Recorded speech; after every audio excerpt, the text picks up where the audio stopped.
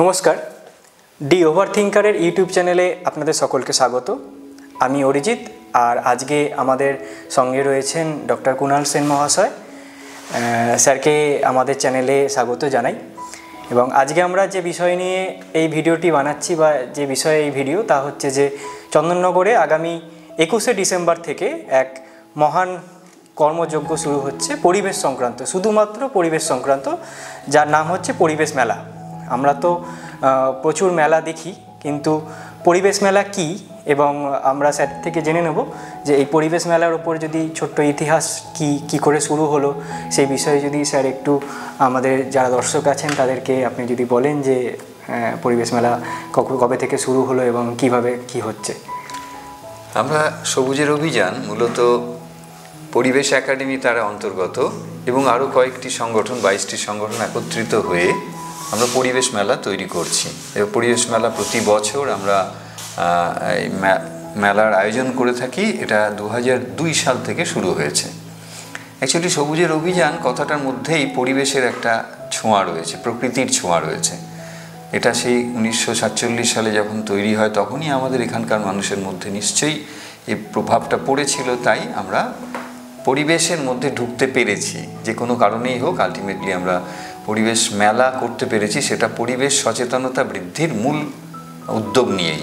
একটা সময় পরিবেশ নিয়ে চিন্তাভাবনা মানুষের মধ্যে ছিলই না, কিন্তু যখন এলো এবং এলো এতটাই খারাপ অবস্থায়, মানে আমরা আমাদেরকে ভবিষ্যৎ বাঁচিয়ে রাখতে পারবো কিনা, আমাদের ভবিষ্যৎ প্রজন্মকে বাঁচিয়ে রাখতে পারবো কিনা, এটা নিয়ে সন্দেহ দেখা দিয়েছিল। এবং তারই ফলশ্রুতিতে বিভিন্নভাবে আমরা দেখেছি মানুষ চাইছে যে পরিবেশকে রক্ষা করতে, গাছকে রক্ষা করতে, নদীকে রক্ষা করতে। আর এই সবগুলো করতে গেলে সচেতনতা বৃদ্ধি প্রয়োজন। তা না হলে যে কোনোভাবে হোক প্রকৃতিকে নষ্ট করে দিয়ে উন্নয়ন করার একটা প্রবণতা মানুষের আছে। আমাদের সভ্যতা থেমে থাকবে না, ক্রমশ বাড়বে। তাতে অনেক কলকারখানা তৈরি হতে হবে, অনেক কিছুই উন্নয়নের স্বার্থে করতে হবে, কিন্তু একই সঙ্গে পরিবেশকেও রেখে সেটা করতে হবে। এটা করতে গেলে সচেতনতা দরকার। এই সচেতনতা বৃদ্ধির মূল উদ্যোগ মাথায় ছিল বলেই আমরা পরিবেশ মেলার আয়োজন করেছি। এখানে অনেক কিছু বিষয় আছে। এখানে শুধু পরিবেশের সম্পর্কিত চিন্তাভাবনা নয়, তাকে যারা পরিবেশ নিয়ে চিন্তাভাবনা করছেন তাদের স্টলগুলো আমরা এখানে ডেকে আনি এবং তারা তাদের কথাবার্তাগুলো বলেন, কিভাবে তারা কাজ করছেন, কিভাবে মানুষ পরিবেশের প্রতি আকৃষ্ট হচ্ছে, তাকে বাঁচিয়ে রাখার চেষ্টা করছে। তার পাশাপাশি আমরা এখানে অনেক সাংস্কৃতিক অনুষ্ঠান করি, যেগুলো সবটাই পরিবেশকে কেন্দ্র করে। অর্থাৎ আমাদের যে চিন্তাভাবনা, তার মধ্যে আমাদের যে বিনোদন, তার মধ্যেও পরিবেশ থাকতে হবে। তাছাড়াও আমরা পরিবেশের সঙ্গে যারা যুক্ত সে সমস্ত মানুষকে বিভিন্ন পুরস্কার দিয়ে থাকি। মূলত আমরা কয়েকটি পুরস্কার এখানে চালু করেছি, সেগুলো বসুন্ধরা পুরস্কার, কিংবা আমরা করেছি যে কয়েকটি পুরস্কারের আমি এখানে নাম বলছি যেগুলো আমাদের পরিবেশ মেলায় করা হয়ে থাকে। ভবানী মুখোপাধ্যায় পরিবেশ বন্ধু সম্মান, পরিবেশ এছাড়া সংস্কৃতি সম্মান, অনন্য শিল্পী সম্মান, শ্রমিক বন্ধু সম্মান, পরিবেশ বান্ধব সাংবাদিক সম্মান ইত্যাদি, এগুলো আমরা করে থাকি। আর এই সবটাই আমরা মূলত করছি আরও বহু মানুষকে মোটিভেট করার জন্য, বলা যেতে পারে বহু মানুষকে এর দ্বারা প্রভাবিত করার জন্য। এবং এই কাজটা আমরা চাই আরও বহু বছর ধরে চালিয়ে যেতে। স্যার, আরেকটা ব্যাপার, সেটা হচ্ছে যে এটা তো মানে এটা কততম, মানে এই পরিবেশ মেলা কত বছর হলো? এটা 19তম পরিবেশ মেলা। মধ্যে 2 বছর করোনা বা ইত্যাদি কারণে আমরা করতে পারিনি। তা না হলে কন্টিনিউয়াস করতে পারলে এটা 21তম হতো। আমরা 2002 সাল থেকে শুরু করেছি। আপনারা তাহলে জানলেন যে এই পরিবেশ মেলা, এটা আজকে নতুন কিছু নয়, 20 বছর হয়ে গেল এই পরিবেশ মেলা চলছে। এবং এখানে আমি স্যারকে একটা জিনিস জিজ্ঞেস করতে চাইবো যে স্যার, আপনারা যখন থেকে শুরু করলেন, আমরা এখন যারা এই জেনারেশনের আমরা যারা, তাদের কাছে এই পরিবেশ সচেতনতা, মানে পরিবেশ যে একটা বিপন্নতার মুখে যাচ্ছে আমরা সবাই জানি। মানে এখনের বর্তমান দিনের পরিবেশ সংক্রান্ত বিভিন্ন কর্মকাণ্ড, এবং আমরা জানি যে পরিবেশ কিভাবে ধ্বংস হচ্ছে, বিভিন্ন রকমভাবে উন্নয়নমূলক কাজের জন্য কি করে পরিবেশ ধ্বংস হচ্ছে। এছাড়াও পরিবেশ সংক্রান্ত বিভিন্ন বিষয় আমাদের কাছে আসছে, সোশ্যাল মিডিয়া হোক বা টিভি মাধ্যমে হোক। তো আজ থেকে 20 বছর আগে যখনও যখন এই পরিবেশ সংক্রান্ত এতটা সচেতনতা নিয়ে মানুষের মধ্যে আলোড়ন হয়তো ছিল না, তখন আপনারা পরিবেশ মেলাটা কি ভেবে মানে কিভাবে শুরু করেছেন? মানে তখন কি আপনারা ভেবেছিলেন যে পরিবেশের বুকে এরকম একটা বিপদ আসতে চলেছে, বা আপনাদের ভিশনটা কি তখন থেকেই সেরকম ছিল? এটা প্রসঙ্গে বলি, এটা অ্যাকচুয়ালি এই ব্যাপারটা তো অনেক দিনই, এটা আমরা বলছি 20 বছর 21 বছর, এ তো প্রায় 30-40 বছর আগে থেকেই গোলমালটা শুরু হয়েছে, আমরা বুঝতে শুরু করেছি। আমাদের পশ্চিমবঙ্গে প্রথম পরিবেশ মন্ত্রী হয়েছিলেন সারা ভারতবর্ষের মধ্যে ভবানী মুখোপাধ্যায়। তিনি আমাদের ক্লাবে বিভিন্ন সময় এসেছেন, কিছু তার কিছু আছে, উপস্থিতি এখানে আছে, তো তার দ্বারাও আমরা কিছুটা প্রভাবিত হয়েছিলাম। এবং সেই পরিবেশ মন্ত্রী হওয়ার পর থেকে আমরা দেখলাম পরিবেশ বিষয়টা রাজ্য ভাবছে বিভিন্ন স্তরে, তাহলে আমাদেরও ভাবনাটা বাড়ানো দরকার, ছড়িয়ে দেওয়া দরকার। আমাদের এখানে বিশ্বজিৎ মুখোপাধ্যায় আছেন, বিশিষ্ট পরিবেশবিদ, তিনিও ওই পলিউশন কন্ট্রোল বোর্ড বা দূষণ নিয়ন্ত্রণ পর্ষদের সঙ্গে যুক্ত ছিলেন। তার মধ্যেও একটা আলাদা উদ্যোগ ছিল এবং সেই উদ্যোগটা আমাদের প্রভাবিত করেছিল। ফলে আমরা ভাবলাম যে আর যে কাজগুলো করছি তার পাশাপাশি যদি মেলা করা যায়, তাহলে মেলায় একসঙ্গে অনেককে পাওয়া যাবে, এবং অনেককে যদি পাওয়া যায় তাদেরকে বিভিন্নভাবে খুব সহজে বিষয়টার মধ্যে টেনে আনা যাবে। যেমন স্কুলগুলোতে বিভিন্ন কোর্স করে পরিবেশটাকে বোঝানো হয়, যেমন বিভিন্ন সেমিনারগুলোতে পরিবেশ সংক্রান্ত কথা হয়, ঠিক তেমনি মেলার মাধ্যমেও আমরা কিন্তু অনেক বেশি মানুষের কাছে পৌঁছতে পারি, এই বিষয়গুলো তুলে ধরতে পারি। মেলার মধ্যে যা যা থিম থাকবে, আমাদের যেমন অনেকগুলো থিম ছিল, প্রত্যেকটা থিমের উপরেই পরিবেশ সংক্রান্ত থিম, এবং তার উপরেই বিভিন্ন স্টল থাকছে, তার উপরে অনেক ছবি থাকছে, এবং তার ভিত্তিতে আমরা অনেক লিফলেট তৈরি করে দিতে পারছি, আমাদের সবসময় আলোচনার মধ্যে থাকছে। ফলে যারা আসছেন তারা একটা আকর্ষণ বা একটা আগ্রহ নিয়ে আসছেন এবং সেই পরিবেশ ব্যাপারটাকে বোঝার চেষ্টা করছেন যতটুকু সম্ভব। আমাদের যেমন থিমগুলো ছিল, কয়েকটা থিম আমি বলছি। মৃত্তিকা আমাদের একটা থিম ছিল, তাছাড়া গাছ ও শান্তির জন্য এর ব্যবহার, এটা আমরা একটা থিম করেছিলাম। হেরিটেজ, এটা সংরক্ষণ, এর উপরে একটা থিম করেছিলাম আমরা। নদী, আমরা জীববৈচিত্র্য, জল, হিমালয়, নগরায়ন, দারিদ্র্য, পরিবেশ, এতগুলো বিষয়ের উপরে আরও কয়েকটি বিষয়ের উপর আমরা এই থিম রেখে আমরা এই পরিবেশ মেলা করেছিলাম। এই থিমগুলো কিন্তু গ্রহণ করা হয়েছে সবই, যে সারা পৃথিবীতে ইউএনও যে প্রতি বছর একটা করে পরিবেশের উপরে একটা করে থিম তৈরি করেন, এবং সেইটাই বা একটা আলাদা দিন স্থির করেন, সেইগুলোর উপর ভিত্তি করে আমরা করেছি। যেমন আমরা দেখতে পেয়েছি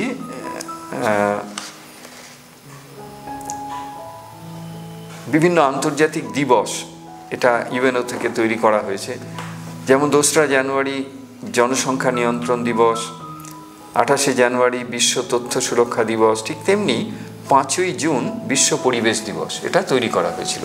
এবং বিশ্ব পরিবেশ দিবস যেদিন তৈরি করা হয়, তারপর প্রত্যেক বছরই বিশ্ব পরিবেশ দিবসে একটা রাষ্ট্রপুঞ্জের বার্তা থাকে। সে বার্তাগুলো বিভিন্ন বছরে বিভিন্ন, আমরা কয়েকটা গ্রহণ করেছিলাম। যেমন 1974 সালে শুধু একটি পৃথিবী, আমরা সেটার থেকে মৃত্তিকা গ্রহণ করেছিলাম। এছাড়া 1976 সালে জল, জীবনের মূল সম্পদ, এটা ছিল রাষ্ট্রপুঞ্জের বার্তা। সেই বার্তাটাকে নিয়েই আমরা একটা থিম করেছিলাম, জল। ঠিক তেমনি 1993 সালে দারিদ্র এবং পরিবেশ দুষ্টচক্রের ভাঙন, এটা একটা থিম, এটা একটা পরিবেশ বার্তা ছিল, আমরা সেই বার্তা থেকে একটা থিম করেছি।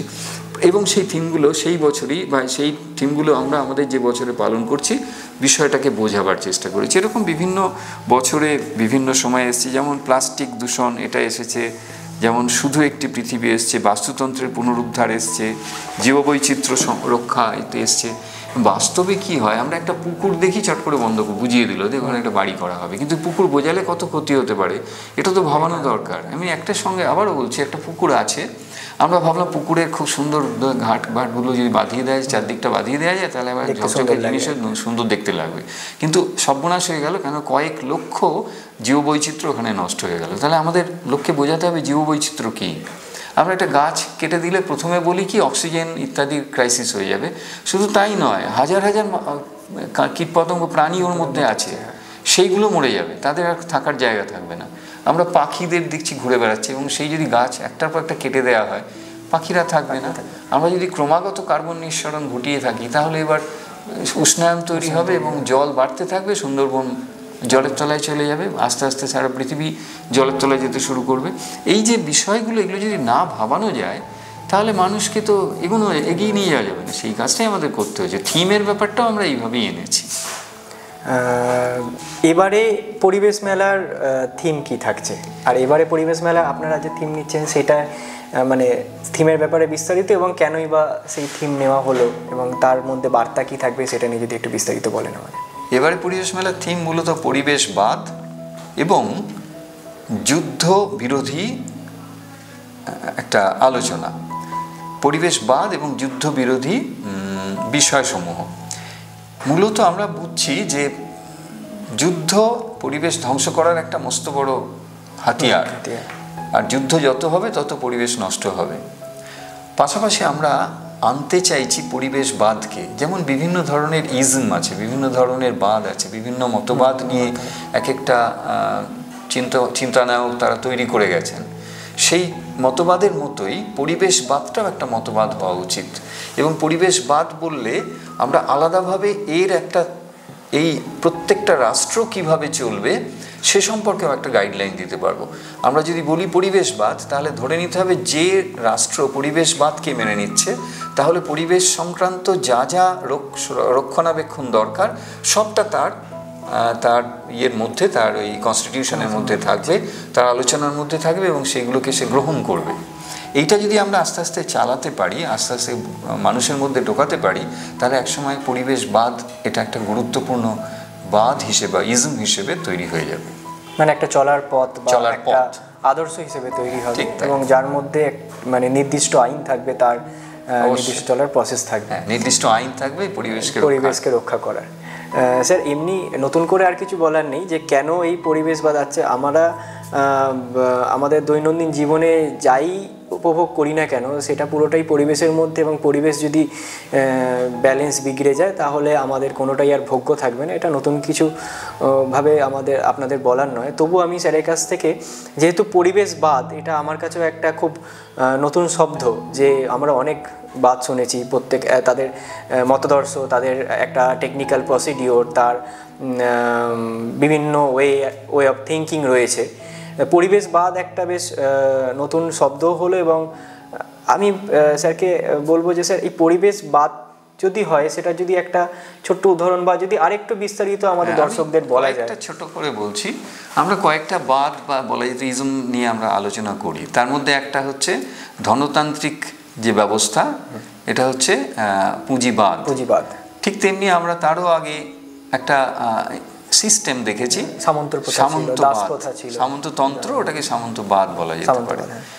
তার পরবর্তীকালে আমরা দেখেছি সমাজতন্ত্র বা যেটাকে সমাজবাদ বলা হয়। এগুলো প্রত্যেকটা একটা ইজম, এর একটা বিভিন্ন এর কাঠামো আছে, তার উপরে দাঁড়িয়ে এরা কাজ করে এবং সেই কাঠামোগুলোকে এরা ফলো করে। আমি সামন্তবাদের এক্সাম্পল বলছি। সেখানে ওর মূল কাঠামোটা কি না, সামন্ততান্ত্রিক প্রভুরা আছে, অর্থাৎ বিরাট বিরাট জমির মালিক যারা আছেন, তারা তাদের মতো করে ভাবছেন যে এই চাষবাস কিভাবে হবে এবং লোকেরা কিভাবে সেই চাষের মধ্যে অংশ নেবে, কিভাবে তারা বড় হবে, তাদের যে উৎপাদিত ফসল কাদের মধ্যে যাবে এবং রাষ্ট্র বা দেশ কিভাবে এগোবে। ঠিক ধনতান্ত্রিক যে ব্যবস্থা, যেটা সাম্রাজ্যবাদও বলা যেতে পারে বা ধনতন্ত্রবাদ বলা যেতে পারে, তাতে যেটা ঘটবে সেটা হচ্ছে যে কারা এই সিস্টেমটাকে চালাবে না, কিছু প্রচুর অর্থের যারা মালিক তারা সেই অর্থ ব্যবহার করবে উৎপাদনের ক্ষেত্রে, এবং দ্রব্য উৎপাদিত হবে বহু মানুষকে দিয়ে। তারা সেই মানুষরা কীভাবে অংশগ্রহণ করবে উৎপাদনের মধ্যে, উৎপাদিত দ্রব্য কাদের কাছে যাবে, কিভাবে যাবে, এই নিয়ে তারা ভাবনা চিন্তা করে।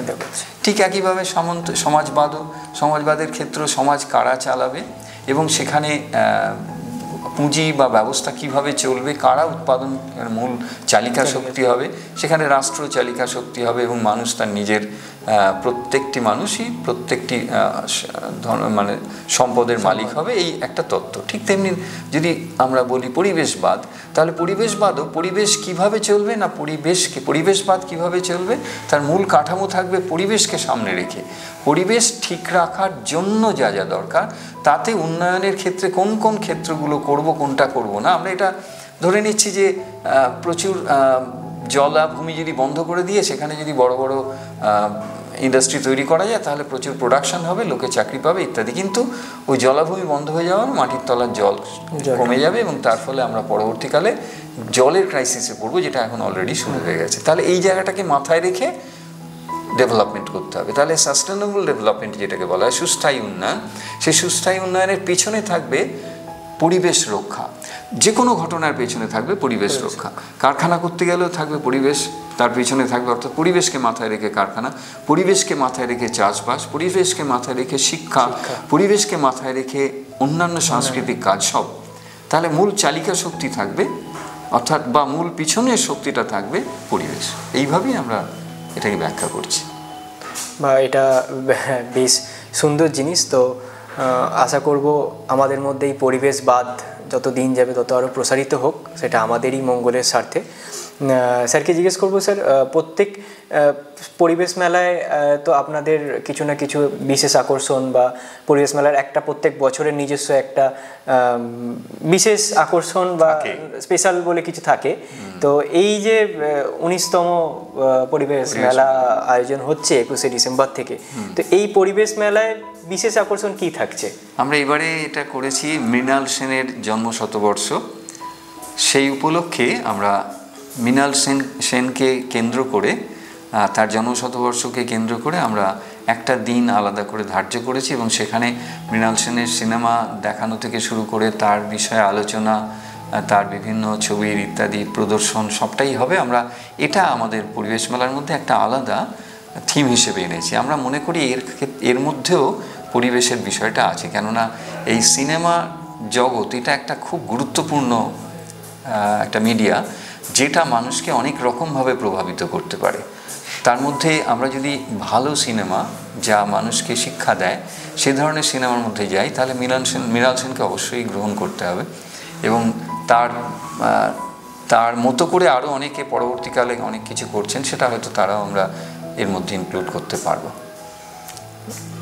এখানে একটা প্রশ্ন আমি করতে চাই, সেটা হচ্ছে যে যেহেতু সিনেমা আমাদের একটা মানে পরিবেশের মধ্যে একটা পার্টে পড়ছে, সিনেমা তো আমাদের বিভিন্ন বিষয় নিয়ে হয়। সিনেমা একটা সমাজের বর্তমান পরিস্থিতিকে সিনেমার মাধ্যমে তুলে ধরা সম্ভব হয় এবং এরকম কি আপনার কোনো আবেদন যারা সিনেমা করেন বা যারা সিনেমা বানাচ্ছেন তাদের কাছে থাকবে যে এমন সিনেমা হোক যে সিনেমায় যেমন আমরা একটা সমাজের রাজনৈতিক পরিকাঠামো, একটা সমাজের কোনো একটা বিষয়, কাউকে একটা নিয়ে কাউর একটা গল্প আমরা সিনেমার মাধ্যমে দেখতে পাই। সিনেমা অনেক সময় আমাদের অনেক কিছু শিক্ষা দেয়। সেরকম যদি এরকম কোনো সিনেমা তৈরি করা হয় বা ফিল্ম তৈরি করা হয় যেটা বর্তমান পরিবেশের যে সংকট, বর্তমানে জল সংকট, যে প্রচুর পরিমাণে বৃক্ষচ্ছেদন শুরু হচ্ছে, আরও নানা রকম যে পরিবেশের সমস্যাগুলো আমাদের সামনে আসছে এবং সেটা কতটা ভয়ঙ্কর হতে পারে এবং হচ্ছেও আমাদের পক্ষে। বর্তমানে জলবায়ু প্রচুর চেঞ্জ হয়েছে, আমাদের আজ থেকে 20 বছর আগের জলবায়ুর সঙ্গে আজকে জলবায়ুর অবশ্যই তার সামঞ্জস্য নেই। সেই নিয়ে যদি কোনো সিনেমা মুভি তৈরি করা হতে পারে বা এই বিষয়ে আপনার চিন্তা ভাবনা বা আপনার... হ্যাঁ, এটা খুবই জরুরি। আমরা যদি এইভাবে একটু মোটিভেট করতে পারি, পরিবেশ নিয়ে বহু সিনেমা হয়েছে, হয়তো তার সিনেমার মূল থিম পরিবেশ তা নয়, কিন্তু পরিবেশের বিষয়টা এসেছে। এরকম যদি কিছুটা করেও আসে, গুরুত্বপূর্ণ সিনেমা যেগুলো সারা পৃথিবীতে লোকে দেখবে, সেই ধরনের সিনেমার মধ্যে যদি পরিবেশের কিছু অংশও আসে, পরিবেশ রক্ষা এবং তার সঙ্গে সিনেমার কিছু সংযোগ এরকম যদি করা যায়, তাহলে কিন্তু সেটা খুব কাজের হবে এবং হচ্ছে বহু জায়গায়, পৃথিবীর বহু দেশে, বহু জায়গায় এই ধরনের চিন্তাভাবনা নিয়ে কাজ হচ্ছে। আমাদের দেশে এটা কতটা হচ্ছে বা আমাদের বাংলায় এটা কেমন হচ্ছে বা এর কেমন, সেটা যদি... এই মুহূর্তে বলা কঠিন, কেননা এরও অনেক পরিসংখ্যান বার করতে হবে। তা আমার ছোট ছোট কিছু ঘটনা আছে, কিন্তু খুব বড় আকারে সিনেমার মধ্যে এইটাকে গুরুত্বপূর্ণ একটা হিসেবে দিয়েছে, মানে ইম্পর্ট্যান্ট একটা পার্ট করেছেন, এরকম এক্ষুনি আমার কিছু মনে পড়ছে না। তবে সম্ভবত আমরা যদি উদ্যোগ নিতে থাকি, হয়তো একদিন এটা আরও বড় আকারে আসবে। আরেকটা অবশ্যই প্রশ্ন, সেটা হচ্ছে যে আপনারা পরিবেশ মেলা শুরু করেছেন 20 বছর আগে। তো 20 বছর আগে যেখানে পরিবেশ সম্বন্ধে, মানে আমার যা বয়স সেই সময় তো পরিবেশ নিয়ে মানে সেই চেতনাই আসেনি যে কোনো কিছু নিয়ে ভাববো।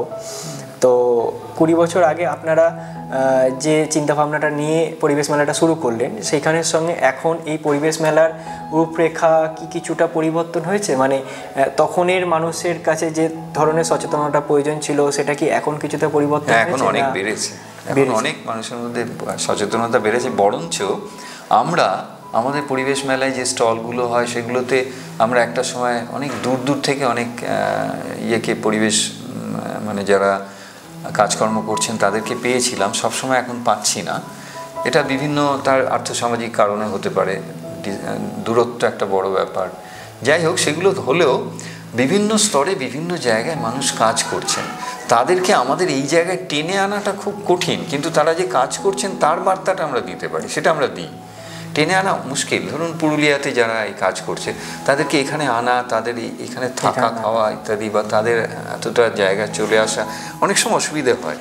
কিন্তু আমরা এটা করছি যে এখানে এই কোন কোন জায়গায় কি কি কাজ হচ্ছে, আমাদের বইয়ের মাধ্যমে এটা দেখছি। আমরা প্রচুর পরিবেশ সংক্রান্ত বই প্রকাশ করেছি, তার মধ্যে অনেকগুলো দিক আছে। এখানে আমরা যে বইগুলো বের করেছি ইতিমধ্যে 35টা বই আমরা বার করেছি। ল এনভায়রনমেন্ট দিয়ে শুরু হয়েছিল, শেষটা হয়েছে সবুজের অভিযানের পরিবেশ অপরাধ, সোনালী পাটের ইতিহাস, শ্রমিকের কথা, চলতে চলতে ইত্যাদি ইত্যাদি, আরও অনেক।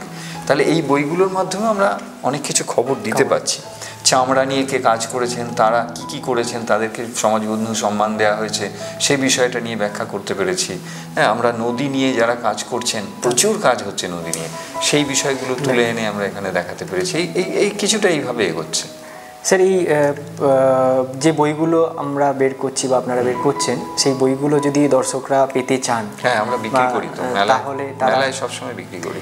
মেলা বাদেও যদি তারা আমাদের এই পরিবেশ একাডেমির এই যে ঘর আছে এখানে আসলে পাবে। তাহলে স্যার যদি একটু, বা যদি কোনো যোগাযোগ নম্বর থাকে। রবিবারে আমরা তো সকালে সবসময় বসি 12টা থেকে, আর তাছাড়া আমাদের ওখানে ঠিকানা দেওয়া আছে, ফোন নাম্বার দেওয়া আছে, আমরা দিয়েও দেবো সেগুলো সেই তাদের মাধ্যমে যোগাযোগ করতে হবে। এবং আমরা বলছি যে আমাদের যে এই ভিডিওটা রয়েছে, এই ভিডিওর মানে কমেন্ট সেকশানে বা ভিডিও ডেসক্রিপশানে আমরা ওনাদের বই যদি আপনারা কেউ কালেক্ট করতে চান, যে নতুন বইগুলো পরিবেশের ওপর প্রকাশিত হয়েছে, তার সেই যোগাযোগ নম্বর, ইমেল আইডি এবং আপনারা কোথা থেকে এই বইগুলো সংগ্রহ করতে পারবেন তার সম্পূর্ণ ডিটেলস আমরা এই ভিডিওর যে ডেসক্রিপশান থাকবে সেই ডেসক্রিপশানে আমরা দিয়ে দেবো। স্যার, আর বেশি প্রশ্ন করব না, একটাই কথা জিজ্ঞেস করা, সেটা হচ্ছে যে এখন যারা মানে এই যে যৌবনের যুগ, যেটা মানে যারা পরবর্তীকালে এই পরিবেশ সচেতনতা বা যে কোনো সমাজের ধারাটাকে প্রবাহিত করবে, সেই নতুন এবং যারা যে যুবক যুবতীরা এগিয়ে আসছেন, তাদের উদ্দেশ্যে আপনার কি বার্তা থাকবে এই পরিবেশ মেলার তরফ থেকে? আমরা চাইছি ভবিষ্যৎ প্রজন্ম সুস্থ, স্বাভাবিক, সুন্দর থাকুক। তোমাদেরও চাইতে হবে তাই, কেননা তোমরা আমাদের মতো সময় আসবে। যখন তোমরা এই সময় আসবে, যদি এখন থেকে চিন্তা ভাবনা না করো, তাহলে তোমাদের খুব আফসোস করতে হবে। সুতরাং একই কথা, আমি এখন যা বলবো, আজ থেকে 30-40 বছর 50 বছর বাদে তোমরাও তাই বলবে। তাই তোমাদের প্রত্যেককে পরিবেশ নিয়ে ভাবতে হবে, পরিবেশকে রক্ষা করতে হবে। অনেক ধন্যবাদ স্যার। আজকে আমরা জানলাম পরিবেশ মেলা কি। আপনাদের সকলকে আমন্ত্রণ রইল 21শে ডিসেম্বর সবুজের অভিযান মাঠে, চন্দননগর সবুজের অভিযান মাঠে 21শে ডিসেম্বর থেকে পরিবেশ মেলা শুরু হচ্ছে, চলবে 25, তাই তো? 25শে ডিসেম্বর অবধি চলবে। সময়টা স্যার যদি একটু বলে দেন। প্রতিদিন 3টে থেকে 9টা, রাত 9টা। তাই তো, প্রতিদিন 3টে থেকে রাত 9টা অবধি সবুজের অভিযান মাঠে পরিবেশ মেলা চলবে। আপনারা সকলে আসুন, আপনারা আরও লোকজনকে নিয়ে আসুন, এই পরিবেশ মেলা মধ্যে থাকুন, পরিবেশ নিয়ে ভাবুন। এটুকুই আজকের ভিডিওতে, এবং সকলকে অনেক ধন্যবাদ এই ভিডিওটি সম্পূর্ণ দেখার জন্য। এবং অবশ্যই আমাদের এই ওভারথিঙ্কারের যে ইউটিউব চ্যানেল আছে সেটিকে সাবস্ক্রাইব করতে একদম ভুলবেন না, এবং ভিডিওটি ভালো লাগলে লাইক এবং শেয়ার অবশ্যই করুন। দেখা হচ্ছে পরের ভিডিওতে।